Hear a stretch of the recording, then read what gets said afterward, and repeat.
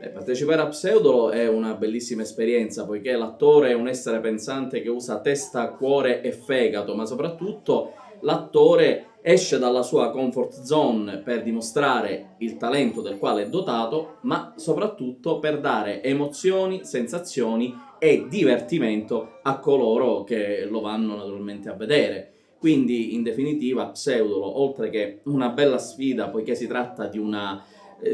fabula pagliata greca, è anche naturalmente un classico al quale non si può rinunciare, e quindi venitelo a vedere.